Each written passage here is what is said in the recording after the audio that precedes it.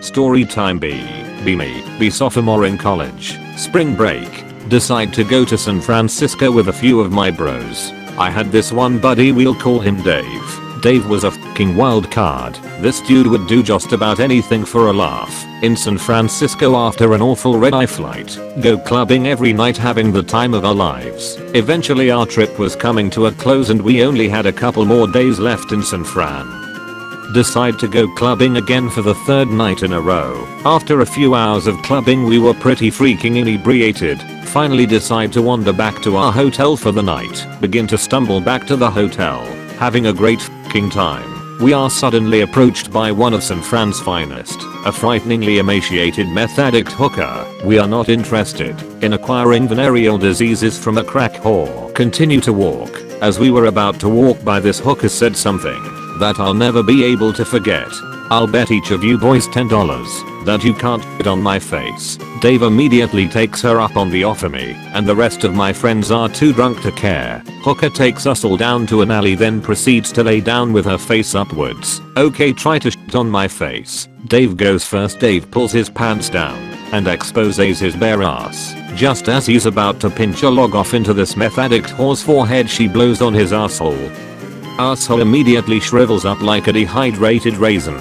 Dave literally cannot shit on her face. My turn next. I stand over her face knowing that my $10 is at stake. I squeeze my bowels like I've never squeezed them before, and I begin to feel a massive log stirring within me. I had gained confidence. This was my shining moment. Just as I felt the tip of my shit touching the ring on my asshole, a great wind swept up from the prostitute's mouth and instantly closed the gates of my sphincter. Just as Dave had failed before me, I was unsuccessful in my quest. Hooker proceeds to do the same to each of my friends. Not a single one of us can shit on her face. Hooker collects $60 and we finish our journey back to the hotel defeated. All of my friends and I quickly forget the experience except for Dave. Dave becomes legitimately angry that he wasn't able to shit on the hooker's face. Keeps talking about how much he wants his money back. Whatever. GIF. Next day, our plane leaves the next morning. So this night was a last in San Francisco. We decide to go around and eat dinner at the cheapest restaurant we can find. After losing our money to the hooker, we decided not to spend much. Find this nasty Chinese buffet. Eat a ton of food, tons of really spicy stuff. Decide to go back to the hotel to chill and start packing. We get back to the hotel and a look of pure malice crosses Dave's face. We are going to get our money back. Apparently the Chinese buffet was beginning to have a serious effect on Dave. Dave runs out of the hotel to go find the hooker from the night before. Friends and I have no choice but to follow. Dave doubles over in stomach pain, still running with the ferocity and determination of a tigress hunting her prey. Dave begins to groan and fart loudly, running even faster than before. Finally arrive at the alley where we met the hooker before. Sure enough, the same meth head prostitute is standing at the same corner. Dave groans through clenched teeth. We want to try and shit on your face again, double or nothing. Hooker agrees, takes us back to the same place as before, lays in the same position. Dave stands over her face as I remain transfixed with anticipation. Before the hooker even had time to purse her lips in preparation of closing Dave's sphincter, he began to release an unholy anal terror, the likes of which no man should ever witness.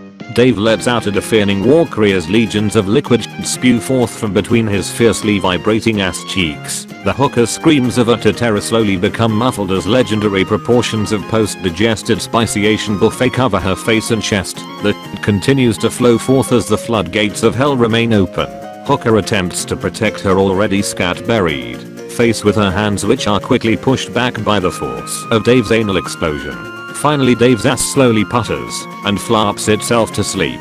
Dave turns around, bare ass quivering from the after effects of what can only be compared to a nuclear blast. In order to assess the damage, the hooker is literally covered from head to toe in shit with a smell reminiscent of the prison cells in Auschwitz. She's not even moving anymore, she just lays still, put into shock by the force of Dave's shit.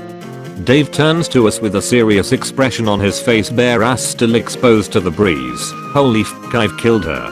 The pavement around the hooker's head is also drenched in shit, giving the appearance of a grotesque brown halo. Dave quickly pulls his pants back up and we all sprint away from the alley. Still don't know what happened to that hooker or if she even survived.